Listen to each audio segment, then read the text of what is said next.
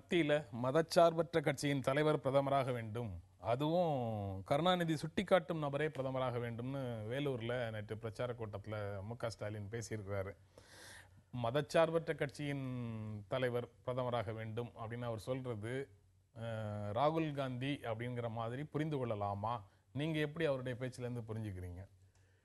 அது அவரே வெளிப்படையாக பேசுவதுதான் அவர்களுக்கும் நல்லது, தமிழ்நாட்டு மக்களுக்கும் நல்லது. போற போக்கு பார்த்தா கவுண்டமணி செந்தில் ஜோக்கை விட தாண்டி திமுக அதிமுகவுடைய பிரச்சாரம் போறதா தெரியுது. அதிமுக காரங்க சொல்றாங்க, நாங்கள் அங்கம் வகிக்கிற மத்திய அரசு அப்படிங்கிறாங்க. இவங்க என்ன சொல்றாங்க, எங்க தலைவர் கருணாநிதி சுட்டி காட்டுறவர் தான் பிரதமராக வரப்போறான்னு. எதுக்காக இடைத்தரகர்கள் தேவை? நேரடியாக யார் மத்தியில் ஆட்சிக்கு வரப்போறாங்களோ அவங்களே தமிழ்நாட்டு மக்களை ஆதரிச்சிட்டாலே தமிழ்நாட்டுக்கு பல பிரச்சனைகள் தீர்ந்துடும்.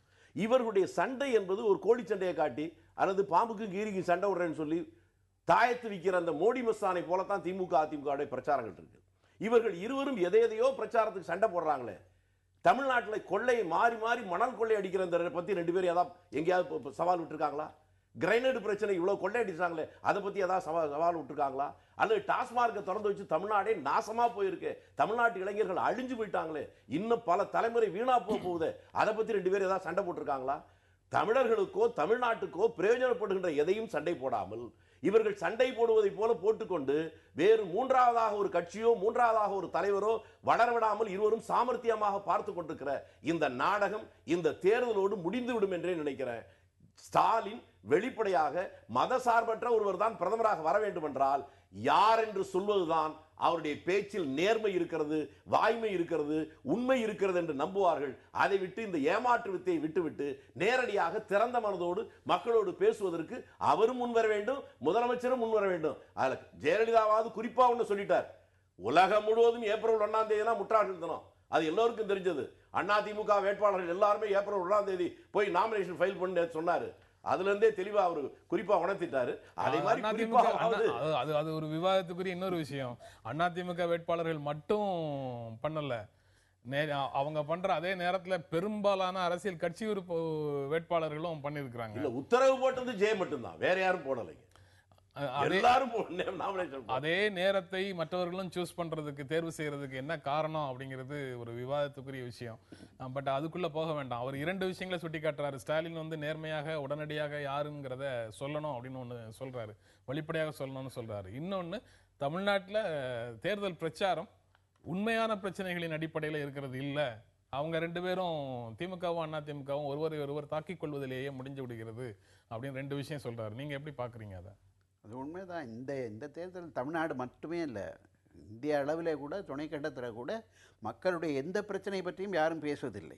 இது என்ன நடக்குதுன்னு சொன்னால், தமிழ்நாட்டை பொறுத்த அளவில் இந்த 39 எப்படி பிரிச்சுக்கிறது, அதுதான் அதனுடைய பல்வேறு விதமான கூட்டல் கழித்தல்கள் அது நடக்குது. இப்போ அகில இந்தியாவிலும் அதுதான் நடக்குது. இன்றைய தேர்தல் என்பதே மிக ஒரு மோசமான ஒரு கருத்தோட்டம் என்ன இன்றைக்கு உருவாக்கி இருக்கிறது என்று சொன்னால், யார் அந்த மேஜிக் நம்பர் பிடிக்கிறது, இதை பற்றி தான் பேசுவதே ஒழிய எந்த கொள்கையும் எந்த ஒரு பிரச்சனை பற்றியும் மக்கள் பிரச்சனை பற்றியும் பேசுவதே இல்லை. இன்னும் சொல்லப்போனால் இடதுசாரிகளே இதை பேசுவதில்லை, அவங்க எங்கே இருக்காங்கன்னே தெரியல, அவங்களே போயிட்டாங்க. அது ஒரு பெரிய தமிழ்நாட்டுக்கு மட்டுமில்லை, இந்திய அளவில் ஏற்படக்கூடிய ஒரு பெரிய அவலம் அது. அப்படி இருக்கும்போது இது எதை காட்டுகிறது ஸ்டாலினுடைய இது என்றால், எதிர்காலத்தில் வாய்ப்பு வந்தால் நாங்கள் மீண்டும் யாரோடையாவது கூட்டணி சேருவோம் என்பதற்கான, குறிப்பாக காங்கிரஸோடு கூட்டணி சேருவோம் என்பதற்கான ஒரு அழைப்பாக அல்லது அவருடைய விருப்பமாகத்தான் நான் அதை பார்க்கிறேன். இல்ல, அது மதச்சார்பின்மை பற்றி அவர் பேசியிருக்கிறது நேற்று வேலூர்ல பேசியிருக்கிறதும் ஒரு காரணமா? இல்ல மற்ற இடங்கள்ல அனைத்து இந்திய அண்ணா வேலூர்ல அங்க ஒரு இஸ்லாமியர் அங்க வேட்பாளராக நிற்கிறாரு. அந்த இடத்துல அதுக்கு தகுந்த மாதிரி பேசணும், ஒரு அகில இந்தியம் பேசினா தான் சரியா இருக்கும். ஸோ அதுக்கு தகுந்த மாதிரி அவர் பேசுறாருன்னு எடுத்துக்கொள்ளலாம். காங்கிரஸ் ஆதரவு விஷயத்துல திமுக கண் துடைப்பு நாடகம் நடத்துகிறது, கலைஞர் வந்து கண் துடைப்பு நாடகம் நடத்துகிறார்னு சொல்லி நேற்று முதலமைச்சர் கூட்டத்தில் பேசுறாங்க. விவிலியத்தில் ஒரு வாசம் உண்டு, மாயக்காரா, உன்னுடைய கண்ணில் இருக்கிற உத்தரத்தை எடுத்து போட்டு விட்டு உன்னுடைய நண்பனுடைய கண்ணில் இருக்கின்ற துரும்பினை எடுத்து போட முயற்சி செய்யணும். ஜெயலலிதாவுடைய பேச்சு அப்படித்தான் இருக்கு. இது தமிழ்நாட்டினுடைய முதலமைச்சர், நீங்கள் தமிழ்நாட்டு பிரச்சனை என்ன என்பது உங்களுக்கு தெரியுமா? நான் பச்சையாக கேட்கிறேன். உங்களை தேர்ந்தெடுத்த தொகுதி ஸ்ரீரங்கம். முந்தா நாள் அந்த ஊரில் இருக்கக்கூடிய அந்த தொகுதிக்குள்ளே இருக்கக்கூடிய வயலூரிலே காங்கிரஸ் கட்சியினுடைய கூட்டத்தில் பேசிவிட்டு வந்தேன். போகிற வழியில் பார்க்கிறேன், வரிசையாக எல்லா ஊர்களுமே விவசாயத்தை சார்ந்ததுதான். எனக்கு விவரம் தெரிந்து இவ்வளவு காலங்களில் சென்ற ஆண்டும் இந்த ஆண்டு மட்டும்தான் டேங்கர் லாரியில் விலைக்கு தண்ணீரை வாங்கி கொண்டு வாழைக்கு போய் தண்ணீர் பாய்ச்சுகின்ற அந்த அவலத்தை பார்க்கிறேன். தன்னை தேர்ந்தெடுத்த மக்கள் லட்சக்கணக்கான விவசாயிகள் கண்ணீர் வெடித்துக் கொண்டிருக்கிறது முதலமைச்சருக்கு தெரியுமா? அதை பற்றி எதையுமே பேசாமல் ஏதோ கண்மூடித்தனமாக எதையோ பேசிக்கொண்டு சிதம்பரம் நீ தொகுதிக்கு போனது உண்டா? ஒவ்வொரு நாளும் தொகுதிக்கு போய் அவர் தெருவில் இருக்கிற ஒவ்வொரு கிராமத்திலையும் நடந்து போன சிதம்பரம் குறைபாடா? இவர் தொகுதி பக்கமே போகாத, பேர் சொன்னாலும் அந்த தொகுதியில் இருக்கிற ஊரான்னு தெரியாத இவருக்கு தான் மக்களை பற்றி பிரச்சனை தெரியுமா? இப்படி அவர் பேசிக் கொண்டிருக்கிறார். அவர் அதை சொல்லணும்ல. மத்தியில் யாரை ஆதரிக்க போகிறார்? மத்தியில் அங்கம் வைக்கிற ஆட்சி என்கிறார். எந்த கட்சி ஆட்சியில் இவர் அங்க வைக்க போகிறார்? அதை சொல்லுகிற நேர்மை இருக்கிறதா அவருக்கு? அவங்களுடைய நாளிதழ்கள்லையும் அவங்களுடைய தொலைக்காட்சியிலையும் அவர்தான் பிரதமர் வேட்பாளர் அப்படிங்கிறது தினந்தோறும் வந்துட்டே இருக்கு. தினந்தோறும் எல்லா ஒவ்வொரு மணி நேரத்துக்கும் வந்துட்டே தான் இருக்கு. அவங்களுடைய நிலையில அந்த குழப்பம் இருக்கிறதா? உலக தமிழினத்துக்கு நானே தலைவின்னு சொல்ற மாதிரி இந்தியாவுக்கு நான் தான் பிரதமர், இனிமே எங்க போறதுன்னு தெரியல, நீங்களும் பிரதமர், நானும் பிரதமர், பாலையாவும் பிரதமர்ங்கிற மாதிரி எல்லாரும் பிரதமர் தான். 120 கோடி மக்கள் வாழ்கிற இந்திய நாடு, உலகத்தின் மிகப்பெரிய ஜனநாயக நாட்டில் பிரதமராக வருவதற்கு என்ன தகுதி இருக்கிறது, என்ன அளவுகள் இருக்கிறதே தெரியல. 543 இடங்கள்ல 40 இடங்களிலே பிரதமராக ஒரு மாநிலத்தில் இருக்கக்கூடிய மாநில கட்சியினுடைய தலைவர் இந்தியாவின் பிரதமராக வர முடியும்ங்கிறத ஏற்க முடியாம காங்கிரஸ் வந்து பேசுகிறது அப்படின்னு புரிஞ்சுக்கலாமா? நிச்சயமாக அந்த ஆதங்கம் அவங்களுக்கு இருந்துக்கிட்டு தான் இருக்குது. ஏன்னா தனக்கு வாய்ப்பு கிடைக்கலனாலும் தமிழ்நாட்டில் இருக்கக்கூடிய திமுக அதிமுக வந்துடக்கூடாது, அல்லது ஏதாவது ஒரு பிராந்திய கட்சி வந்துடக்கூடாது என்பதில் அவங்களுக்கு ஒரு அழுத்தம் இருக்கத்தான் இருக்குது. அதற்கு என்ன என்று சொன்னால், இயல்பாகவே காங்கிரஸ் கட்சி என்பது தமிழர்களுக்கு விரோதமானது, தமிழ்நாட்டிற்கு விரோதமானது, தமிழ் இனத்திற்கு விரோதமானது. இது மீண்டும் மீண்டும் நிரூபிக்கப்பட்டிருக்கிறது. அண்மையில் நடந்த ஐநாவில் நடந்த அந்த அமெரிக்க தீர்மானத்தை அவர்களை எதிர்த்ததிலையும் அதில் சமரசம் செய்து கொண்டதிலிருந்து தெரிந்து வரக்கூடிய விஷயம்தான். இது வேலுச்சாமி கூட மறுக்க முடியாது. ஏன்னா இதெல்லாம் நேரடியாக எடுக்கக்கூடிய கண்ணுக்கு தெரியக்கூடிய காட்சிகள். இன்றைக்கு வாசன் பேசுகிறார்னா நேற்று ஏன் பேசவில்லை?